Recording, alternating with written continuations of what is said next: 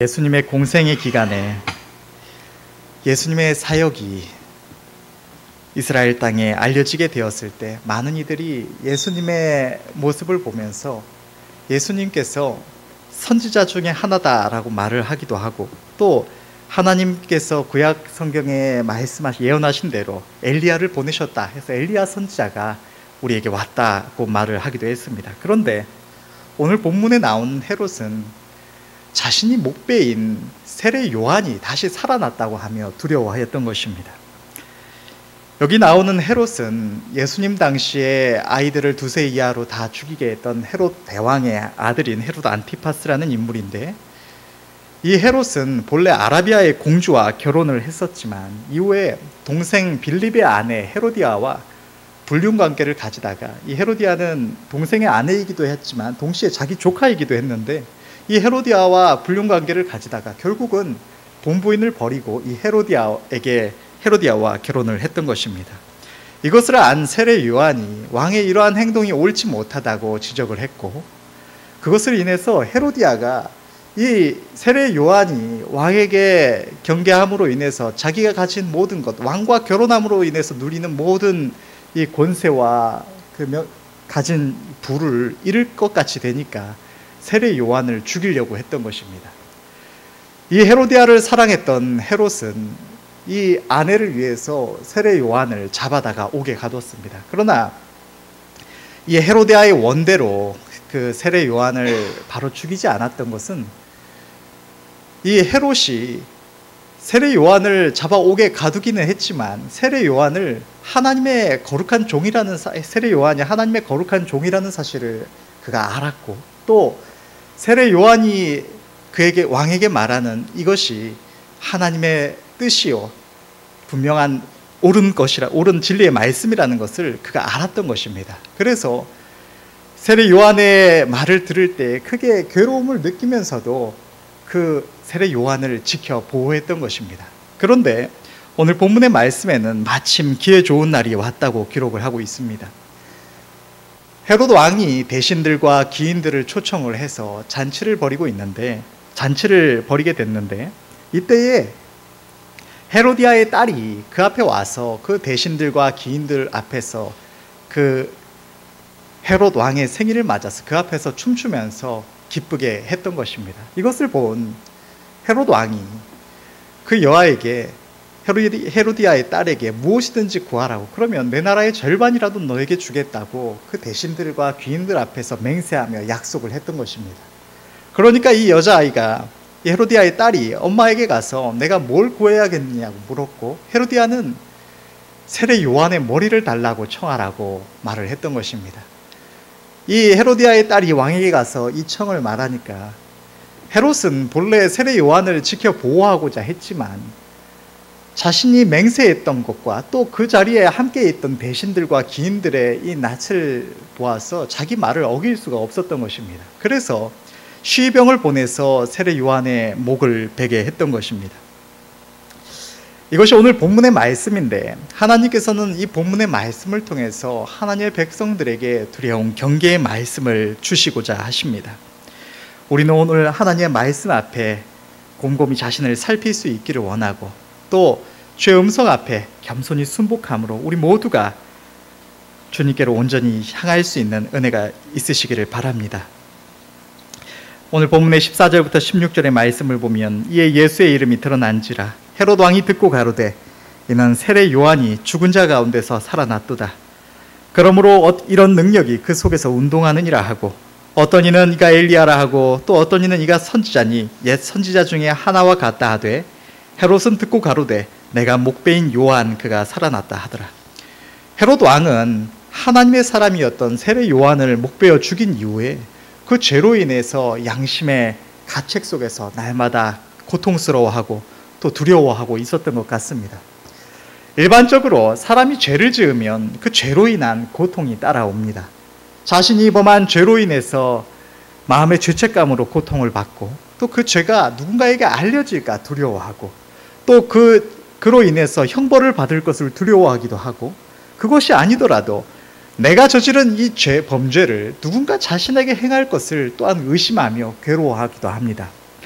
이러한 범죄함으로 인한 인간의 고통은 본질적으로 하나님께 지음받은 인간이 의로우신 하나님 앞에 범죄함으로 인해서 생겨나는 두려움과 수치에서 오는 것입니다.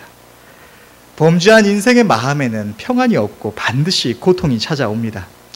우리 하나님을 영접한 죄의 백성들이 때때로 하나님의 기쁘신 뜻을 알면서도 내 마음이 다른 무언가를 원해서 세상을 사랑하거나 혹은 내 욕심에 무언가를 하고 싶어서 하나님의 기쁘신 뜻을 짐짓 저버릴 때에, 그때에 그 순간에는 내가 내가 원하는 것을 행함으로 인해서 내 마음속에 조그만한 만족과 즐거움이 있을 수도 있지만 그 후에는 우리 안에 거하시는 성령께서 근심하심으로 인해서 우리 안에 괴로움이 따라옵니다.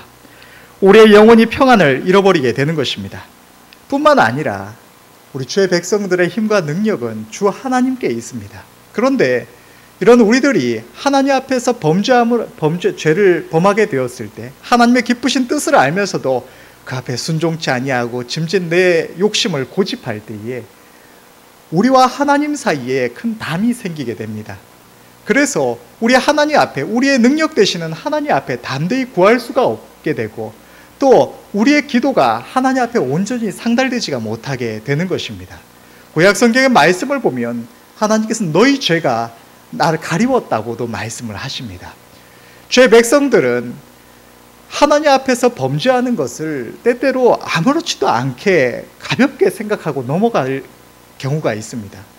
왜 그런가 하면 예수님의 십자가 사건으로 인해서 우리는 우리의 모든 죄를 사하심을 입었고 더 이상 죄를 짓고 안 짓고에 우리의 구원이 달려있는 것이 아니다라는 생각이 있기 때문입니다. 그러나 하나님은 죄 백성들의 범죄함을 끊임없이 경계하시고 하나님 앞에 옳은 길을 행하라고 말씀을 하십니다. 우리가 주님 앞에 범죄할 때에 앞서 말했듯이 그것이 우리 안에 하나님과 우리 사이에 담이 되어서 온전히 하나님께로 향하고 하나님께 붙어 있어야 할 우리와 하나님 사이의 관계를 단절시킬 뿐만 아니라 하나님께서는 죄 백성들에게 이후에 하나님의 심판대 앞에서 우리의 죄를 가리우시지만 그렇다고 해서 우리의 죄가 아무것도 아닌 것이 되는 것이 아니라 성경을 보면 하나님께서 죄 백성들의 범죄 앞에 크게 책망하시는 사건이 수없이 기록되어 있습니다. 하나님께서는 우리 죄 백성들이 이 땅을 살아가는 동안 온전히 하나님께로 향할 수 있도록 우리가 이 땅에서 범하는 죄에 대하여 우리를 징계하시기도 하십니다. 뿐만 아니라 성경은 우리 하나님의 백성들이 하나님 안에 거할 때는 하나님께서 우리를 보호하심으로 악한 마귀가 우리를 해치지를 못합니다. 그런데 우리가 하나님 앞에서 범죄하게 될 때에 그것이 이 마귀와 악한 영들이 우리의 삶 속에 역사할 기회를 제공하는 일이라는 사실을 성경은 기록하고 있습니다. 사무엘하 12장 14절의 말씀을 보면 다윗이 햇사람 우리아의 일로 범죄한 이후에 하나님의 말씀이 기록되기를 이 일로 인하여 여호와의 원수로 크게 회방할 거리를 얻게 하였으니 당신의 낳은 아이가 정령 죽으리이다 하고 다윗의 범죄함으로 인해서 그것이 죄가 아니다 그냥 가리워졌다가 아니라 그것이 마귀가 하나님의 백성된 다윗의 삶 속에 역사할 계기가 되어서 기회를 얻게 되어서 그가 낳은 아이가 죽게 될 것이라고 기록을 하고 있는 것입니다. 우리는 하나님 앞에서 범죄함을 가벼이 여기지 말아야 할 줄로 믿습니다. 하나님을 두려워하며 경외하여야 하고 죄의 유혹에 속지 말고 언제나 하나님의 기쁘신 뜻을 구하는 것이 우리의 진정한 행복임을 기억해야 할 줄로 믿습니다. 오늘 본문의 19절부터 20절의 말씀을 이어서 보면 헤로디아가 요한을 원수로 여겨 죽이고자 하였을 때 하지 못한 것은 헤롯이 요한을 의롭고 거룩한 사람으로 알고 두려워하여 보호하며 또 그의 말을 들을 때에 크게 번민을 느끼면서도 달게 들음이로라. 우리는 우리의 행위에 대한 잘못이 깨달아졌다면 우리가 고집하는 것이 내가 원하는 것이 하나님의 기쁘신 뜻에 위배된다는 것을 깨달았다면 그 즉시로 회개하고 죄된 행위를 버려야 합니다. 헤롯 왕은 세례 요한의 증거를 통해서 그의 행위가 하나님 앞에서 분명히 잘못되었다는 사실을 깨달았습니다. 그러나 그는 스스로 왕의 자리에 앉아 있었기 때문에 세례 요한을 통하여 말씀하시는 하나님의 선하신 뜻 앞에 순복하기를 무척이나 괴로워하였던 것입니다. 이것은 단순히 이 세상에서 그의 신분이 왕이었다는 것이 아니라 의로우신 하늘의 하나님 앞에서 그의 긍휼을 구하는 죄인의 자리에 앉지 아니하고 교만한 마음으로 자기를 높여서 누군가의 말을 듣고 순종하는 것이 아니라 스스로 모든 것을 결정하는 왕의 자리, 자기 삶의 주권자의 자리에 그가 앉아 있었다는 것입니다. 스스로 왕의 자리, 내 삶의 주권자 자리에 앉은 이들은 하나님의 음성 앞에 겸손히 순복하지를 못합니다. 하나님의 기쁘신 뜻이 무엇인지 알게 됐더라도 그것을 결정하는 것이 하나님의 뜻이 아니라 내 뜻이기 때문입니다. 우리가 하나님 앞에 겸손히 죄인의 자리, 종의 자리에 내려앉아 있을 때에 하나님의 뜻은 주인의 뜻이요 우리가 마땅히 순복해야 할 것이 되지만, 내가 왕의 자리에 앉아 있다면 그것은 일종의 어떤 조언과 같이 내가 듣고 좌우간 선택해야 할 문제가 되는 것이지 반드시 순종해야 할 종류가 되지 않기 때문인 것입니다. 사랑하는 성도 여러분, 우리는 마땅히 하나님 앞에서 하나님의 긍휼을 구하는 죄인의 자리, 주님을 우리의 삶의 주로 온전히 모신 종의 자리에 내려앉아야 할 줄로 믿습니다. 주님이 십자가에 나를 위하여 못 박혀 죽어주시고 내가 이제 용서받았으니 나는 이제 살았다고, 내가 구원받았다고, 영원한 천성을 얻었다고 주님께 내어드렸던 그 왕의 자리, 주인의 자리를 내가 도로 취하여 앉는 죄를 우리는 범치 말아야 할 줄로 믿습니다. 우리의 생명이신 주님을 영접하여 우리의 중심에 모시지 않고는 아무도 영원한 생명을 얻을 수가 없습니다. 사랑하는 성도 여러분, 우리의 생명은, 우리가 저 천성에 이르는 것은 우리에게 있는 것이 아니라 우리의 영원한 생명이 되신 주님께 있는 것이고, 그분을 우리 안에 온전히 영접하여 모셔드릴 때에야 우리가 그의 생명 안에 거할 수가 있는 것입니다. 그런데 주님을 영접하여 모신다는 것은 우리 안 마음 한 귀퉁이에 그저 어떤 손님처럼 모셔둘 수 있는 것이 아니라 반드시 우리의 삶의 주인의 자리를 그분께 드려야만 그분을 우리 안에 온전히 모시고 우리가 그분 안에 거할 수 있다는 것을 우리는 늘 기억해야 할 줄로 믿습니다. 헤롯 왕은 세례 요한의 말을 들을 때에 무척이나 괴로워하면서도 세례 요한의 증거와 책망이 하나님의 뜻이고 의롭고 거룩한 말씀임을 인정할 수밖에 없었습니다. 그렇기에 스스로 왕의 자리에 앉아서 번민하면서도 그 말을 달게 들었던 것입니다. 그러나 그는 자기 행위가 하나님 앞에 불법적인 것임을 깨달았으면서도 그 잘못된 행위를 버리고 하나님께로 돌이키지 않았습니다. 자신의 불법적인 아내 헤로디아를 너무나 사랑했기에 그것이 옳지 않은 줄을 알면서도 포기할 수가 없었던 것입니다. 사랑하는 성도 여러분, 우리가 세상을 사랑하면 하나님과 원수가 됩니다. 야고보서 4장 4절의 말씀은 분명하게 기록하고 있기를, 가늠하는 여자들이여 세상과 벗된 것이 하나님의 원수임을 알지 못하느뇨. 그런즉 누구든지 세상과 벗이 되고자 하는 자는 스스로 하나님과 원수되게 하는 것이라. 이 세상에는 참 아름다운 것들이 많고 그것이 우리의 마음을 너무나 많이 빼앗고 유혹해 옵니다. 그러나 하나님은 하나님의 은혜를 입은 우리 주의 백성들에게, 우리의 참 남편이신 주님만을 사랑해야 할 주님의 신부된 우리들에게 분명히 말씀하시기를, 세상을 사랑하는 것이 하나님과 원수되는 일이라는 사실을 분명하게 말씀을 하시는 것입니다. 하나님께서는 우리가 세상을 짝하는 것이 불법이고 그것이 우리 자신을 하나님과 원수되게 하는 것이라고 분명하게 말씀을 하십니다.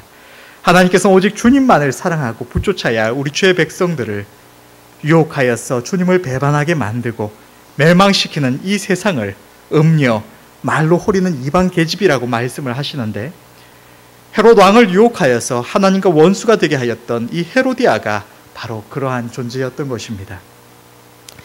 우리가 이 음녀, 말로 호리는 이방 계집, 또 이 세상이라고 말하면 우리가 신앙생활에 경력이 있기 때문에 그것을 조심해야 하고 짝하면 안 되는 것이라는 것을 머리로는 알고 있지만, 우리가 이 세상에서 이런 간음, 결혼한 남녀가 자기 배우자가 아닌 누군가를 사랑하는 것이 옳지 않다는 것을 다 알면서도 막상 누군가의 유혹을 받고 그 관계에 너무나 쉽게 빠져버리는 것처럼, 그것을 가까이 하면 안 된다는 것을 분명히 알고 있지만 그것이 너무나 달콤하여서 수많은 가정들이 거기에 홀랑 넘어가서 파탄이 나는 것처럼, 창세로부터 지금까지 수많은 믿음의 백성들이 이 세상의 유혹에 넘어가서 수없이 멸망을 했습니다.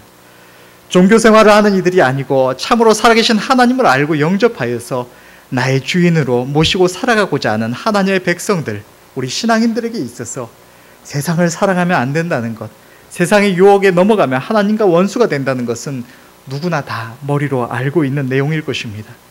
그러나 실제로 우리가 그 유혹에 빠졌을 때는 그것이 너무나 달콤하고 아름다워서 그것을 짝하면서 때로는 하나님이 그것을 기뻐하시지 않으심을 알면서도 나의 부족함이다 변명하며 짝하고, 때로는 스스로 속이고, 때로는 오늘 본문의 헤롯처럼 결단하지 못하고 번민하면서도 그것을 계속 짝하게 되는 것입니다.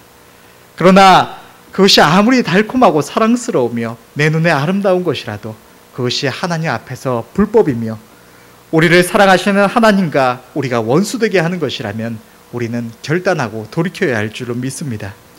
그것이 하나님의 한없는 은혜와 사랑을 입은 죄의 백성들의 마땅한 모습이며 사랑하는 주님이 계신 저 영원한 천국으로 향하는 길입니다. 우리가 주님을 사랑한다면, 저 천성을 사모한다면 우리는 하나님의 의로우신 말씀을 쫓아 올바른 결단을 내려야 하는 것입니다. 헤롯이 헤로디아를 너무나 사랑하여서 하나님의 말씀을 거역한 결과 좋으신 하나님과 원수가 되고 말았던 것처럼 우리가 세상을 짝하면 반드시 세상과 함께 멸망하게 되지만 그 길에서 돌아서면 영원한 생명과 하나님의 넘치는 위로를 맛볼 수가 있습니다. 사랑하는 성도 여러분, 우리 하나님은 얼마나 좋은 분이신지 모릅니다.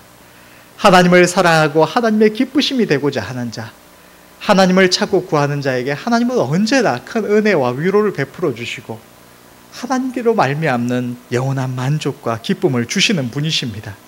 우리가 그동안 사랑하고 즐기던 일들, 너무나 좋아했던 일들, 그것이 하나님 앞에 옳지 않다는 것을 깨달아 포기해야 할 때, 그 순간은 너무나 괴롭고 힘들지만 그럴 때마다 우리가 생각해야 할 것은 하나님은 이러한 우리의 연약함을 아시고 그럼에도 자기 하나님을 사랑하여서 그 뜻 앞에 순복하고자 하는 죄의 백성들을 한없이 기뻐하시며 항상 우리가 포기한 것과는 비교할 수 없는 더 큰 아름다운 은혜와 위로를 우리에게 베풀어 주신다는 사실을 우리는 늘 기억해야 할 줄로 믿습니다. 헤롯은 하나님의 뜻과 헤로디아를 향한 사랑 앞에서 둘 중 하나를 선택해야 했습니다. 하나님의 뜻에 순복한다는 것은 불법적인 아내 헤로디아와 헤어져야 한다는 것이었고 헤로디아와 헤어져야 한다는 것이었습니다. 그러나 그가 살아계신 하나님을 알고 하나님의 의로우신 심판이 있음을 믿는다면 기꺼이 결단하여서 하나님의 말씀에 순복해야 했습니다. 저 헤롯에게만이 아니라 우리 앞에도 이 동일한 선택이 놓여 있습니다. 헤롯이 하나님의 뜻에 순복한다면 불법적인 아내 헤로디아와 헤어져야 했던 것처럼 우리 또한 하나님의 뜻에 순복하려면 하나님의 기쁘신 뜻에 위배되는 모든 것들을 우리는 버려야 합니다. 그것이 우리가 사랑하던 무언가든 혹은 내가 하나님의 기쁘신 뜻이 아님을 알면서도 고집하는 어떤 일이었든 우리는 하나님의 기쁘신 뜻 앞에 순복함으로 그것을 포기해야 하는 것입니다. 어느 한 가지를 선택한다는 것은 다른 것을 포기하는 것이 됩니다. 마태복음 6장 24절의 말씀은 이렇게 기록하고 있습니다. 한 사람이 두 주인을 섬기지 못할 것이니 혹 이를 미워하며 저를 사랑하거나 혹 이를 중히 여기며 저를 경히 여김이라. 너희가 하나님과 재물을 겸하여 섬기지 못하느니라. 우리가 이 세상에서 사랑하는 무언가를 포기하지 못하고 있다면 그것은 내가 하나님보다 그것을 더 사랑하고 있다는 증거가 되는 것입니다. 우리는 하나님 앞에서 결단하여서 우리를 사랑하시는 하나님께로 오로지 향해야 할 줄로 믿습니다. 하나님의 뜻에 순복하여 이 땅에서도 사랑하는 주님과 날마다 동행하며 참된 위로와 평안을 누리고 잠시 후에 돌아갈 우리의 본향에서 영원한 행복을 누릴 것인지, 아니면 이 세상을 사랑하여서 영원히 멸망할 우리를 살리시려고 십자가 위에 자기를 내어주신 우리 주님을 배반하고 잠시 후 저 지옥의 영원한 형벌을 받을 것인지 우리는 선택해야 하는 것입니다. 그리고 그 선택의 결과를 우리는 죽음 이후 영원토록 감당해야 합니다. 우리의 죽음은 끝이 아니라 시작이며 그 이후에 영원의 시간이 있습니다. 우리가 저 영원한 행복의 나라를 사모하며 무엇보다 진정으로 주님을 사랑한다면 우리에게는 하나님의 선하신 뜻에 따른 올바른 선택과 결단이 요구되는 것입니다. 이 같은 결단은 헤롯 왕에게만 필요한 것이 아닙니다. 하나님 앞에 나아가는 우리의 삶에는 늘 결단이 필요합니다. 이것은 저절로 되는 것이 아니고 하나님 앞에서 은혜를 구하며 우리 또한 의지적으로 결정하고 행해야 하는 것입니다. 이 시간 예배를 드리는 우리 모두에게 하나님 앞에서 바른 결단을 내리시는 은혜가 있으시기를 바랍니다. 바른 결단을 보류한 헤롯에게는 마침 기회 좋은 날이 찾아왔습니다. 이 기회 좋은 날은 헤롯에게 기회 좋은 날이 아니라 그의 영혼을 멸망시키고자 끊임없이 그 기회만 노리고 있던 마귀에게 마침 기회 좋은 날이 왔다는 것입니다. 하나님은 우리에게 이렇게 말씀하십니다. 베드로전서 5장 8절의 말씀을 보면 근신하라 깨어라 너희 대적 마귀가 우는 사자같이 두루다니며 삼킬 자를 찾나니. 하나님은 우리 주의 백성들에게 끊임없이 경계하시며 우리가 이 세상 유혹에 취하여 영적 잠에 빠지지 말고 언제나 깨어 있어서 맑은 정신으로 하나님의 선하시고 기뻐하시고 온전하신 뜻을 분별하며 마귀의 유혹을 경계하며 우리의 행동을 조심해야 한다고 말씀을 하시는 것입니다. 사랑하는 성도 여러분, 우리는 하나님의 말씀의 경계를 받아서 늘 깨어 있어야 할 줄로 믿습니다. 우리는 세상을 짝하면서 혹 하나님의 기쁘신 뜻을 준행하기를 미루면서 조금만 더 내 생각을 고집해도 괜찮겠지라고 생각을 합니다. 잠시 후에 내가 결단하면 된다고, 지금 결단하지 않아도 잠시 후에 조금만 더 있다가 결단하면 된다고 생각을 하기도 합니다. 그러나 여러분, 그것은 우리의 큰 착각에 불과합니다. 여러분, 신학을 공부하시지 않으신 분들에게는 좀 생소한 내용일 수 있지만 천주교와 개신교의 우리의 차이가, 제일 큰 차이가 어디에 있는 줄 아십니까? 여러 가지 차이가 있지만 가장 핵심적인 차이는 구원론에 있다고 할 수가 있습니다. 그것은 우리의 구원이 전적인 하나님의 은혜이냐 아니면 하나님의 은혜와 우리의 의지 사이에 합력으로 이루어지는 이 합력 구원이냐, 여기에 가장 큰 차이가 있다고 할 수가 있습니다. 간단히 설명하자면 천주교의 기본적인 구원론의 교리는 우리의 구원에 있어서 하나님께서 은혜로, 예수님의 십자가의 은혜로 우리를 불러주시지만 그 은혜 앞에 인간이 의지적으로 화답함으로써 구원을 받을 수 있다는 교리가 이 천주교의 기본적인 구원론입니다.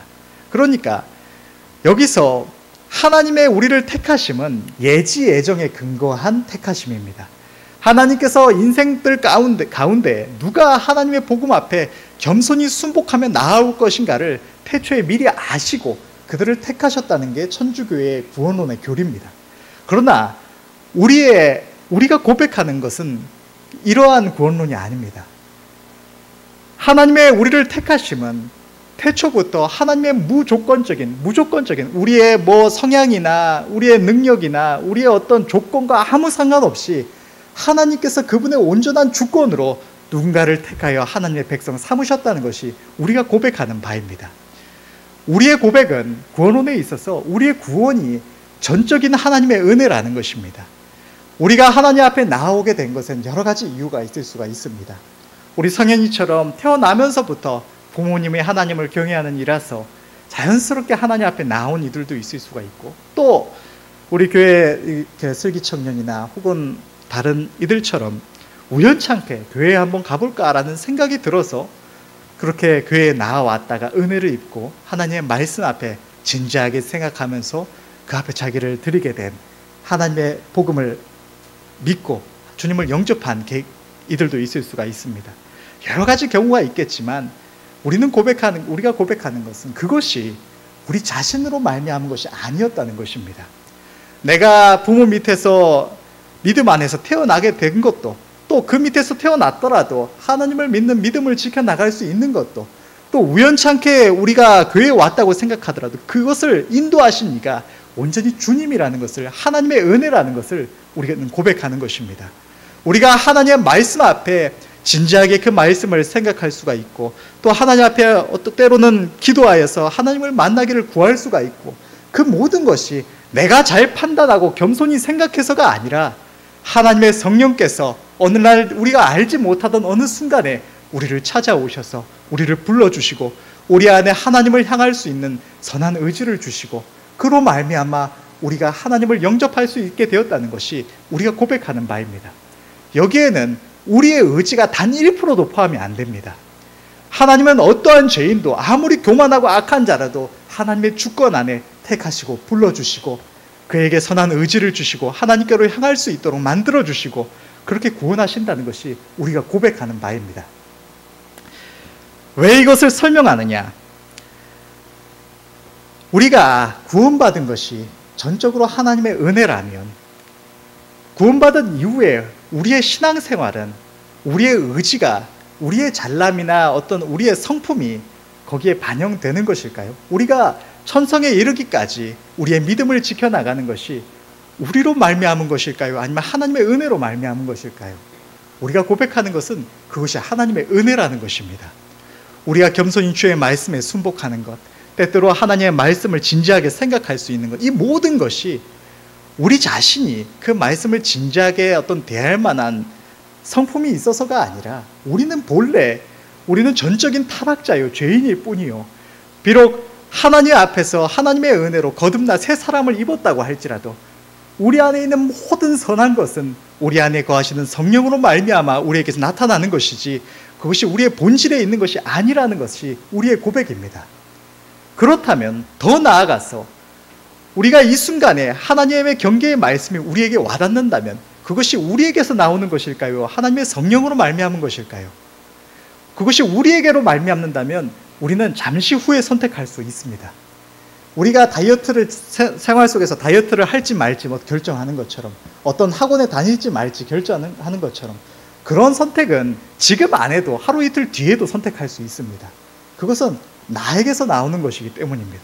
그런데 우리의 신앙생활에 있어서 우리가 하나님의 말씀을 깨달을 수 있는 것, 진지하게 대할 수 있는 것, 하나님의 말씀 앞에 번민을 느끼는 것이 나에게서 말미암은 것이 아니라 하나님의 성령으로 말미암는 것이라면, 하나님의 은혜로 말미암는 것이라면 그 은혜가 끊쳐지는 순간 우리에게는 다시는 기회가 없는 것이라는 사실입니다. 우리가 분명하게 고백하는 것은 그것이 하나님의 은혜라는 것입니다. 그 아름다운 주의 종 사도 바울 또한 나의 나 된 것이 하나님의 은혜라고 고백하고 있는 것입니다. 그것은 내가 열심히 노력했고 비록 인간적으로는 우리의 입장에서는 우리가 우리의 의지를 다해서 하나님께로 향했다고 할지라도 그것이 나로 말미암는 것이 아니라 그 선한 의지마저도 죄인된 전적 타락자된 나에게로 말미암은 것이 아니라 하나님의 은혜임을 죄종 사도 바울은 고백하고 있는 것입니다. 우리 또한 마찬가지입니다. 내가 하나님의 말씀 앞에 경계를 받을 수 있다면 그것은 이 순간에 하나님께서 은혜로 우리를 부르시고 붙잡아주고 계시기 때문입니다. 내가 하나님의 말씀 앞에 교만하여서 잠시 후에도 선택할 수 있다고, 잠시 후에도 이 은혜가 계속될 거라고 믿는 것은 우리의 교만이요 불순종하는 악한 마음일 뿐인 것입니다. 하나님께서 그 은혜를 거둬가시면 우리는 언제든지 멸망할 수밖에 없는 죄인이라는 사실을 우리는 기억해야 하고 하나님을 경외해야 할 줄로 믿습니다.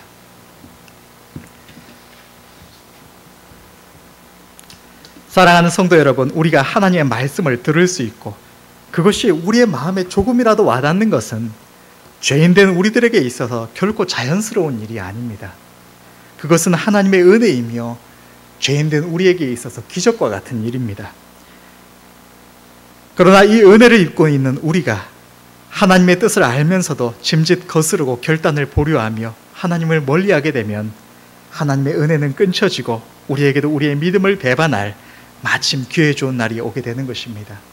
우리는 생각하기를 내가 하나님의 은혜를 이렇게 입었는데 내가 하나님의 역사하심을 지금까지 맛봤는데 내가 어떻게 하나님 앞에서 믿음을 배반할 수가 있을까? 혹은 하나님을 떠날 수 있을까라고 생각하기도 합니다. 그런데 이것은 우리의 착각일 뿐입니다. 전에 하나님께서 한번 제게 깨닫게 해주셨던 것이 있는데 그것이 무엇인가 하면 죄 백성들이, 교회 성도들이 은혜 입지 못하는 것이 제가 기도하지 않아서라고 하나님께서 깨닫게 해주신 적이 있습니다. 그러면 여러분, 우리가 하나님께로 향하는 것이 하나님의 은혜가 아니라면 제가 기도해야 될 필요가 뭐가 있겠습니까? 나에게로 말미암는다면 내가 기도하지 않아도 성도들이 자기 의지로 하나님께로 향할 수 있어야 되는 거 아닙니까? 최소한 하나님의 전적인 은혜로 말미암아 우리가 은혜를 입거나 혹 하나님의 은혜가 있어야만 우리가 하나님께로 나아갈 수 있다는 것이 하나님께서 나타내 주신 뜻인 것입니다.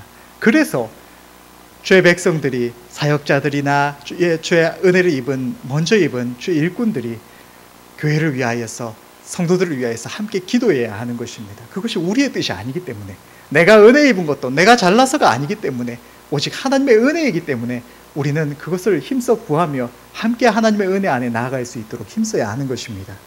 여러분, 우리가 하나님께로 향하고자 하는 마음이 지금 나의 마음에 조금의 고민이라도 든다면 그것이 나를 부르시는 하나님의 은혜임을 생각하며 우리는 하나님의 경계를 받아야 할 줄로 믿습니다.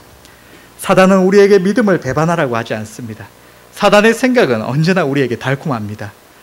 조금만 더 우리가 좋아하는 것을 행하라 하고, 잠시 후에 우리가 언제든지 결정할 수 있다고, 잠시 후에 언제든지 돌이킬 수 있다고, 그것이 나로 말미암은 것인 것처럼 우리를 속여옵니다.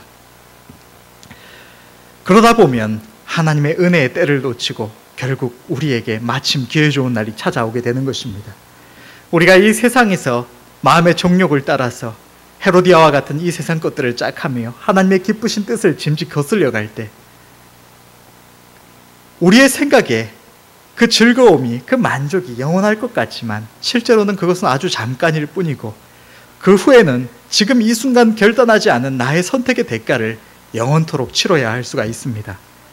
만일 우리가 이 순간에 결단하지 않음으로 인해서 하나님의 은혜의 때를 놓치고 그 끔찍한 지옥의 형벌을 받는다면 우리는 이 순간을 영원토록 후회하며 다시는 돌이킬 수 있는 기회가 주어지지 않음에 절망해야 할 것입니다. 사랑하는 성도 여러분, 우리에게는 사랑하는 주님이 계십니다. 우리 자신보다 우리를 아시고 나보다 나를 더 사랑하시는 우리 주님께서 우리에게 날마다 말씀하시며 지금 이 순간에도 우리의 마음속에, 우리 안에 끊임없는 은혜로 우리를 불러주시고 계십니다. 주님의 음성은 언제나 한없이 은혜로우시며 선하신 음성입니다. 때때로 우리가 어리석어 잘못 행하다가도 우리를 향한 주의 음성을 듣고 나의 행위가 잘못된 것임을 깨닫는다면 즉시로 돌이키시는 은혜가 있으시기를 바랍니다. 하나님의 선하신 뜻 앞에 순복하고 그것을 후회하는 자는 창세로부터 지금까지 단 한 사람도 없을 것입니다. 우리가 세상의 아름다움을 버리고 나의 고집을 버리고 주님을 쫓을 때 주님은 더욱 큰 은혜와 영원한 만족을 주십니다. 지금 나를 유혹하는 이 세상 것들이 아무리 아름답고 귀하게 여기지든지, 그로 인해 얼마나 큰 만족을 누리든지 주님 안에는 그보다 더 큰 참된 위로와 행복이 있으며, 잠시 후 우리 모두가 함께 들어갈 저 하늘에는 이 세상의 모든 아름다움을 다 합해도 비교되지 않는 아름다운 천국과 그곳에서의 영원하고 절대적인 행복이 우리를 위하여 예비되어 있습니다. 선한 목자 되신 주님의 음성만을 잘 듣고 결단하여 순종하며 나아가기만 하면 잠시 후 우리 모두는 그곳에 이를 것입니다. 보잘것없는 이 세상에서 나의 고집을 꺾지 않겠다고 고집하며 살아갈 것이 아니라, 세상의 아름다움 조금만 더 탐하겠다고 고집할 것이 아니라, 하나님께서 우리에게 은혜를 베풀어 주실 때에, 이때에 결단하시며 하나님께로 돌이키시는 은혜가 있으시길 바랍니다. 잠시 후 허망하게 사라질 이 세상의 아름다운 것들과 즐거움에 취하여 속지 마시고 오직 하나님의 기쁘신 뜻을 따라 결단하며 살아가다가 잠시 후 우리 모두가 그곳에서 함께 기뻐하는 날이 오기를 간절히 바랍니다. 기도하겠습니다.